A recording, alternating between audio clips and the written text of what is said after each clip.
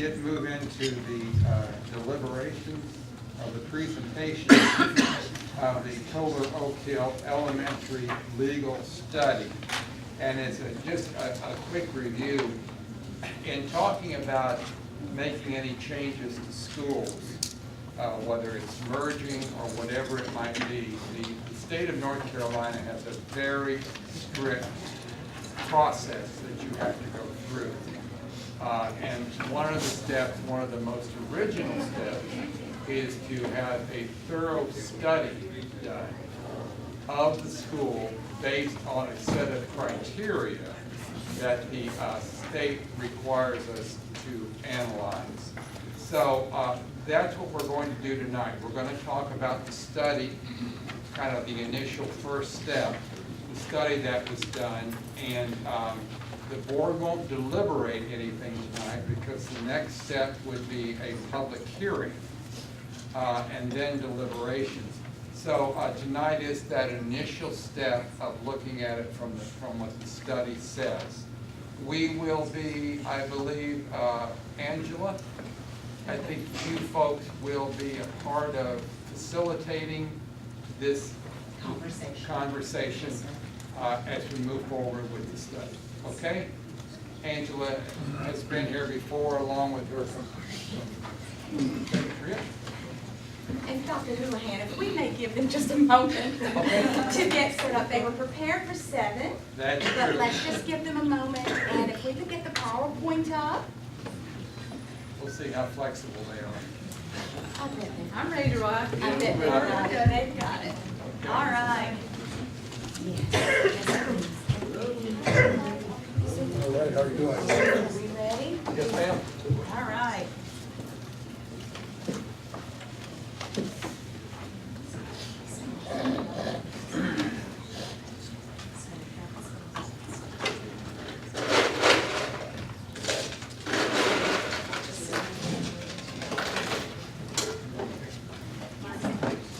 Okay. You're first. I'm first All right, tonight, very Dr. good. Houlihan. Okay, thank you. Good evening, everyone. Good evening again, board. As you see, the staff here, our team to the side was charged with investigating the legal study components Dr. Houlihan just explained. If you go to the next slide for me, please. Tonight is about the Joe Toler Oak Hill data for the board to consider in their work. And this is board work. So this is the legal statute we're following. We're going to follow everything to the letter of the law when it comes to making any of these decisions, if any decision is made at all. But the first step in that is to study. Local boards will have the power and authority to close or consolidate schools located in the same district. Whenever and wherever, in its judgment, the closing or consolidation will better serve the educational interest of the local school administrative unit or any part of it. We just wanted to be sure to be transparent with our community that this is the way the legislation is written, and that is why our board is not considering anything fast or hurriedly. They have to hear the information the team will present tonight. The second part of this is what Dr. Houlihan shared. The study only is being presented tonight.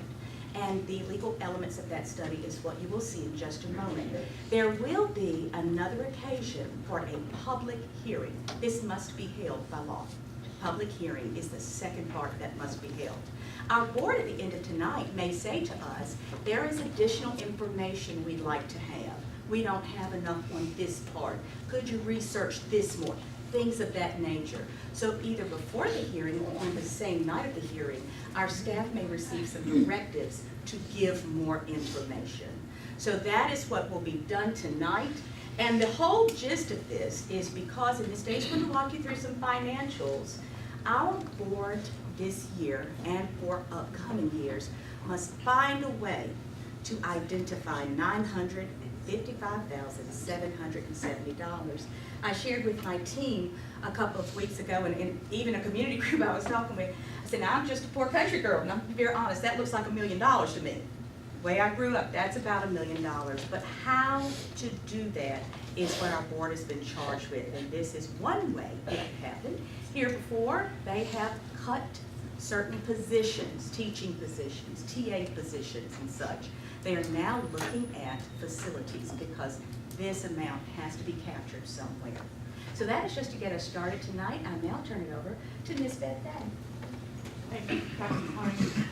And I just reiterate what Dr. McLean said. The reasoning behind that the board is looking at any of these difficult decisions is because of the amount of fund balance that we're using on an annual basis. So just to balance our budget, what does that mean?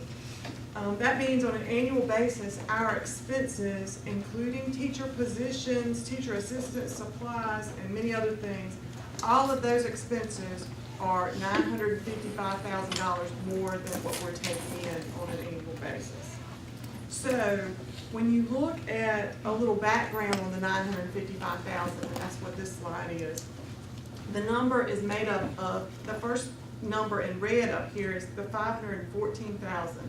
And that was a plan that the Board of Education had back in April of 2017 to fill the hole of our budget. And at that time, the board understood that we couldn't continue to use more than we were taking in a year. So as part of that plan, the board designated the $514,000 savings needed from district transformation. In addition, as the budget was prepared for this current year, 18-19, the board approved the use of additional fund balance to continue some existing teaching positions. I mean, these are existing positions that we have. Teaching positions, clerical positions, and support positions. So that number grew to $955,000 that we needed in the current year to balance our budget. Again, that is a hole in our budget. It's the amount that we are spending in excess of what we are taking in on an annual basis. The next slide, this is a summary of the cost information, but I really want to go in a more detail of what makes up these numbers, and I want you to turn in the study. If you'll turn to page 10 in the study, that is the section on finance and budget. The legal requirements for a study require that we include the cost, any additional facility cost required with the study. And Dr. Winmore will talk about this in a little more detail a little bit later, but there are no anticipated additional facility costs. And there is an additional anticipated transportation cost for the study of $3,005. And that additional cost has been worked into the numbers that we'll look at now. So if you will turn now to page 25 of the study, and that is the detailed cost.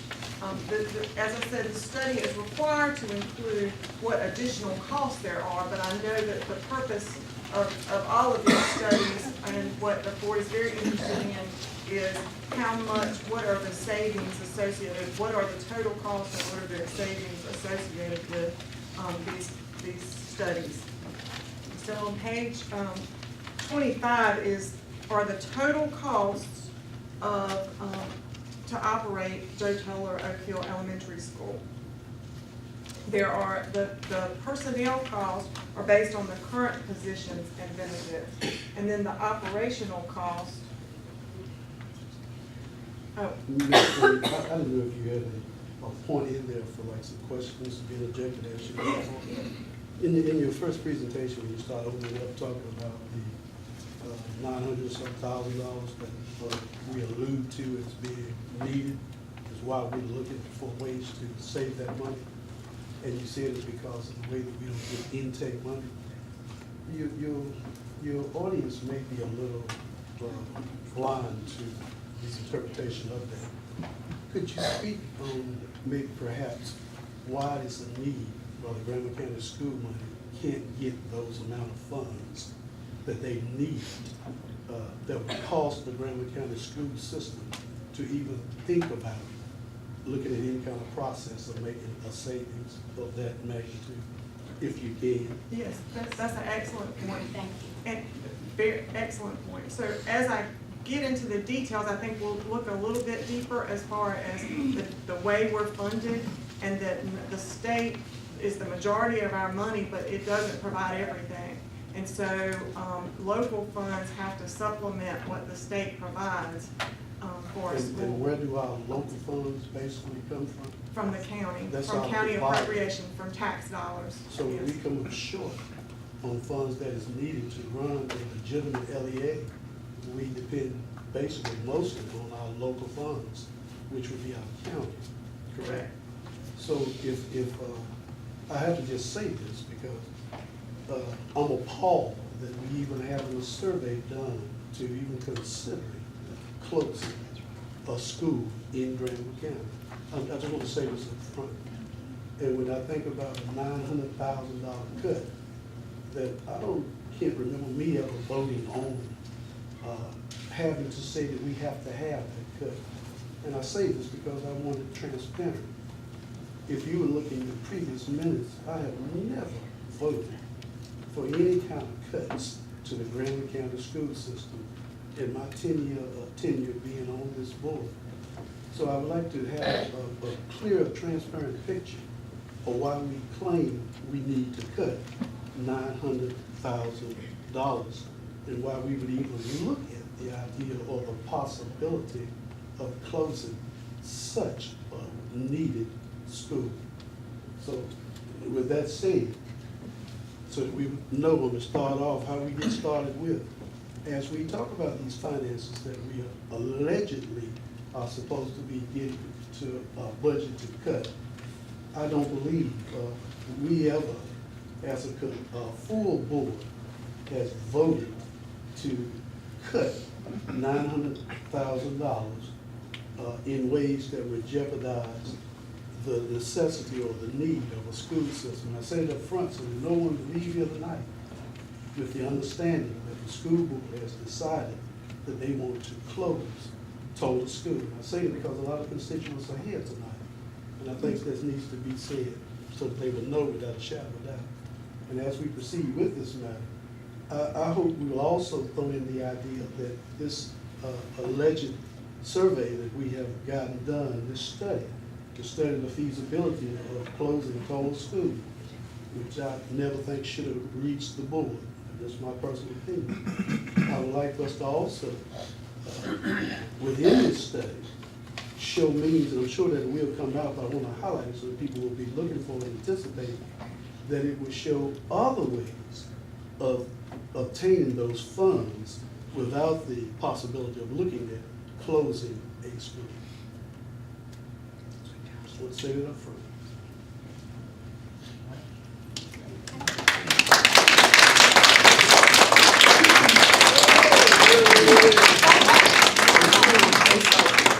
Okay, Ms. Day.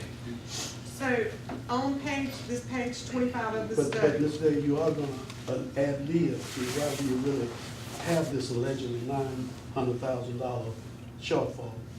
What has produced it? Why we say we have to have a cut for $900,000? I really want to say, I want us to say why we can't get that $900,000 from where we're supposed to get it from. And what causes us, what has prevented us from getting that $900,000? Because it sounded like as if we just decided we gonna cut $900,000 to keep our budget. So what I want people to leave with is an idea of what has brought this into being, or why we think we need to cut $900,000 that we can't get, and why we can't get it. Could that be a part of the discussions when we have this quick? Because that's probably, Mrs. Smith, a pretty big area that will need either further information about. And so if we can do that, that may be a way of moving through the study and getting the information so that then we can deal with those kind of questions. And the reason I say that because most people are asking, what brought about the study? What brought about the $900,000? That's right. That's right. Okay. All right. Okay, Ms. Day, if you would proceed. That's fine. So, Appendix 1, or the total cost for Joe Toler Oak Hill Elementary School, both personnel costs and operating costs. The personnel costs are based on the current positions and benefits. The operational costs are based on last year's operational costs, because that was the year that we have a complete year. And so I want to walk you through the information included in this document. As we talk about the total cost and funding for Toler Oak Hill, I think it's important to keep in mind, kind of going back to what Mr. Smith said, the way the school district is funded. A reminder, the school district receives the majority of our funding from the state. The funding is supplemented with local, federal, and grant funds. Our state funding is mostly based on ADM, or numbers of students. There are multiple state formulas for determining funding, which again are mostly based on the number of students. The only position funded based on a separate school is the state principal funding. So to walk you through and across this document, again, the top half is personnel and the bottom is operational cost. The first column are the total number of current positions at the school. The next column are the dollars provided by the state or a grant, mostly based on the number of students. So that's the state funding. Then the next column is, and I'm going to talk about that in a little bit more detail in a second. The next column includes additional costs to supplement that state or grant funding, with the majority of those being local funds.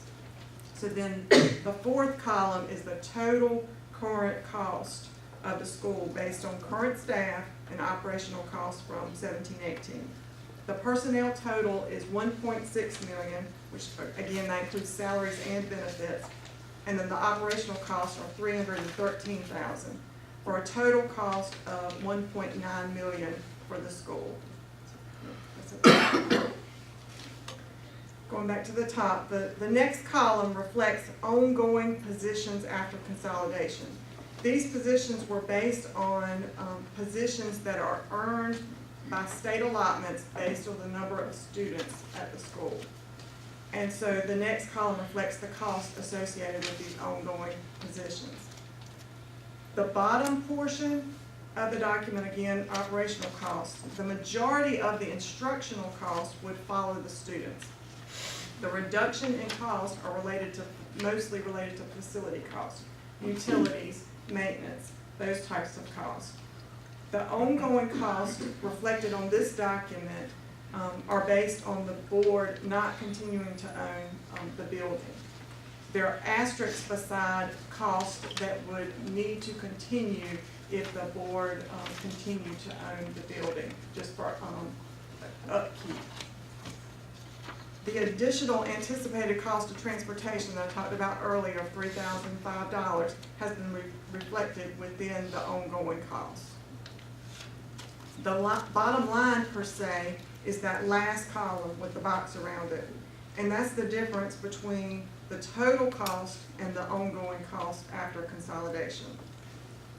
So to look a little deeper about how the funding works and the impacts of state funding and a small school size, I want to point out the teacher line item.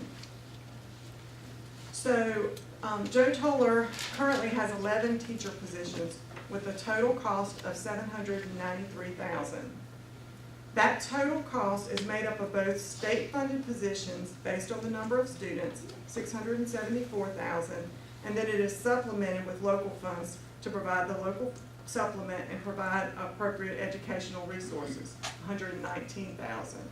So based on the number of students, Joe Toler Oak Hill would be allocated 10.2 teacher positions. So the difference between the total number of teachers and the state-provided teachers is 0.8 of a position, which has been reflected as a potential savings. To step back, I turn your attention back to the PowerPoint. These numbers are lifted from that Appendix 1, the detailed schedule we just looked at. The first item is the total annual cost, again based on current personnel and operational costs from 17-18. The second line is the anticipated ongoing cost after consolidation. So you can see that the majority of the cost would follow the student.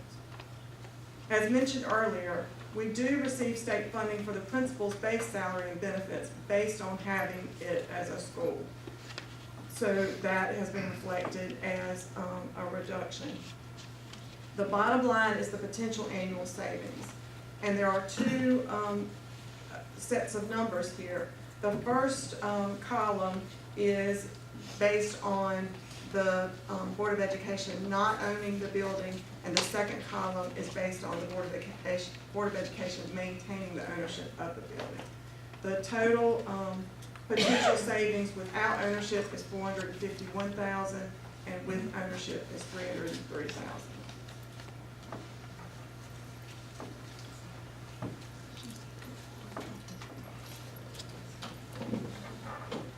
Mr. Chairman, members of the board, members of the public, the next part of the study shows the enrollment over the past 10 years at Joe Toler Oak Hill. And you can see that from 2009 till about 2013, there was a steady but slight decline. When in 2013-14, the school was deemed a choice school, and we saw an influx of students from outside of the attendance lines for the school, and it increased up to 225 students. And then the most recent figures for enrollment show that we are now at 187 students, and this does not include pre-K. This is kindergarten through 5th grade at the school.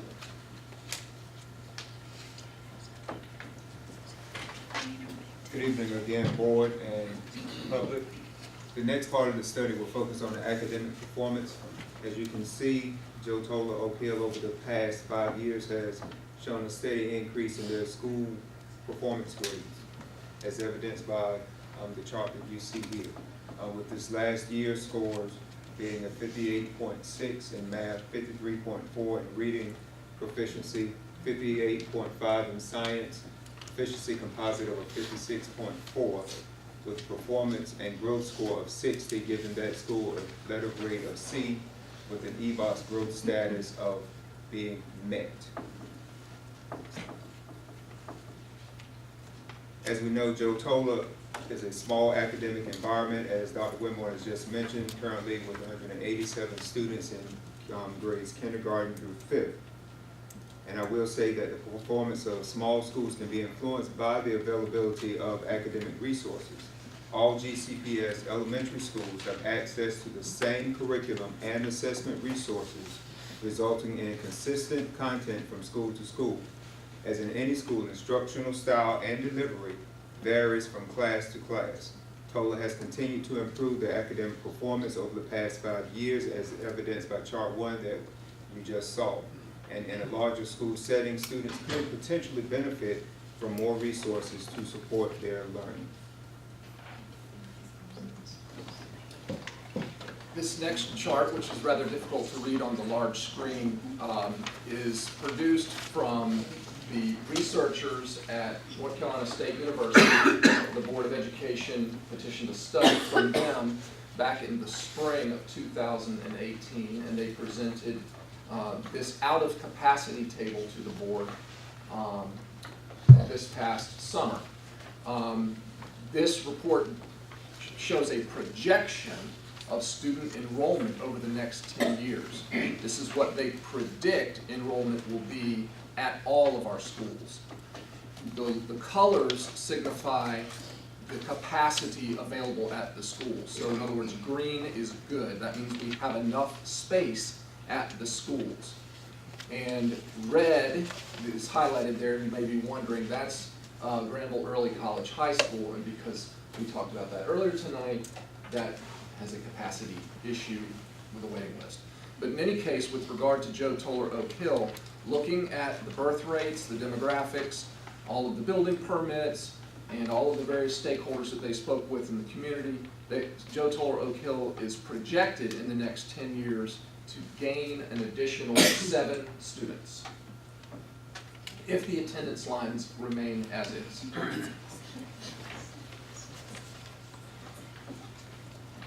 So a little bit about the facility itself. The school campus, you can see, has 51,000 square feet of indoor space on a little more than 18 acres. As the board has discussed, if all of these students, if the school were closed and all of these students were simply transferred to Stovall Shaw Elementary School, they could be accommodated at that school. There are currently 11 classrooms available at Stovall that are not being used as a regular classroom.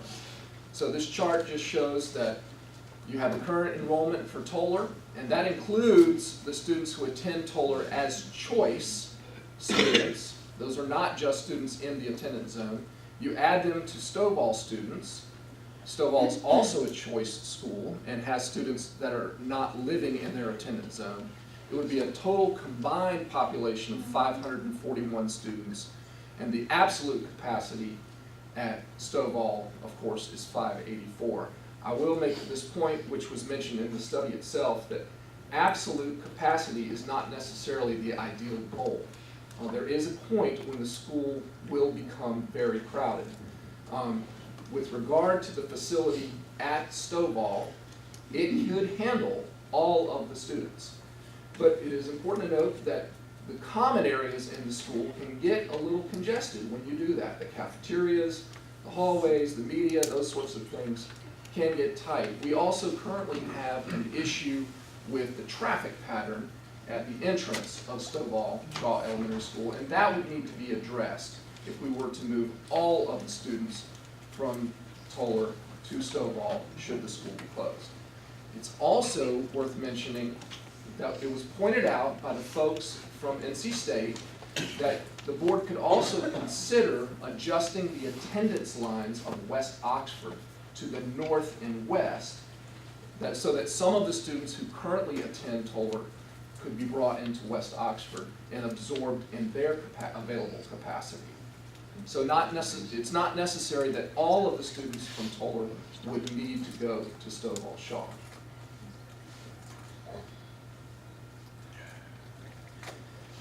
A few transportation highlights, as Beth talked about earlier. There would be an increased cost involved.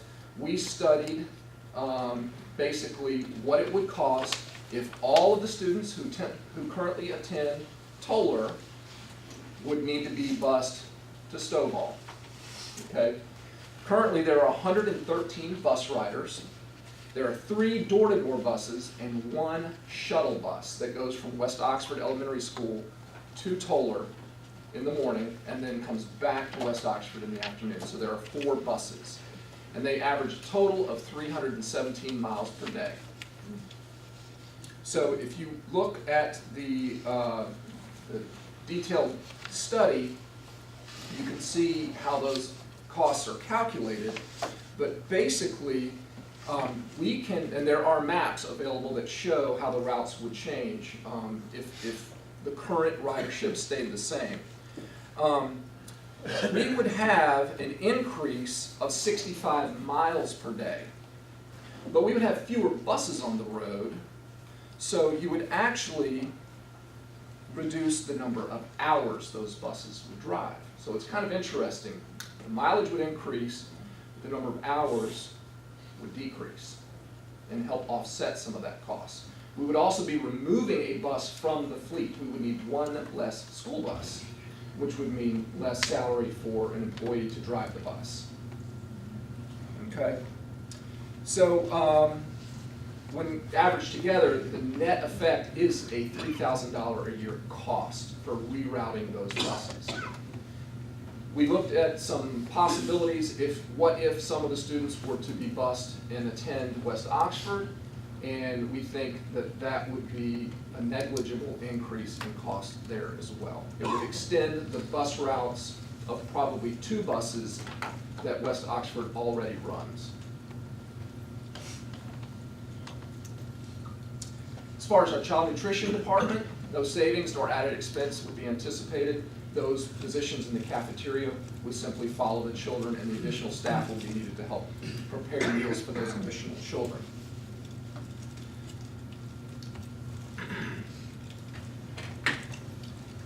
Mr. Whitmore, I had a question.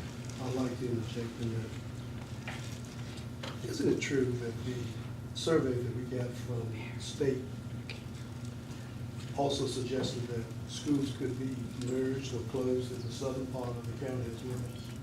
And they still would not be filled to capacity? Yes, sir. I just want to have that said, because that brings me back to the point again, why are we having a meeting about the possibility of even looking at closing a school that's so vital in the north, when you have the same situation that could merge and probably save the same amount of money in the south, while schools are 3 miles apart. I just want to put that out there because I think people need to know the full circumstances of the choices that we have and the choices that we're making. Is that not correct, Ms. Whitmore? It's from that survey? Yes, sir.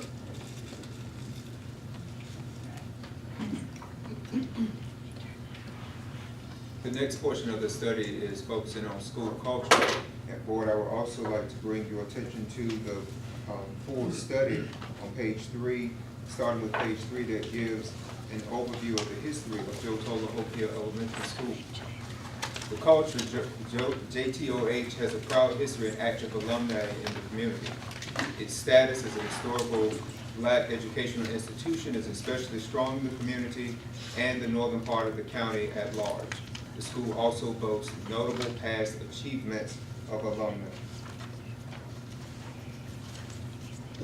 Dr. Miles, can I add a statement to that? Well, you said that I'm just going to talk to lose. Toler, yes, it's a historical Black school, right? But it doesn't in fact show that Toler is now more from 50-some to 7% Caucasian, including students and staff. Is that not correct? And I say that because I don't want anybody to think this is a Black thing. I just want to know that it's a community thing.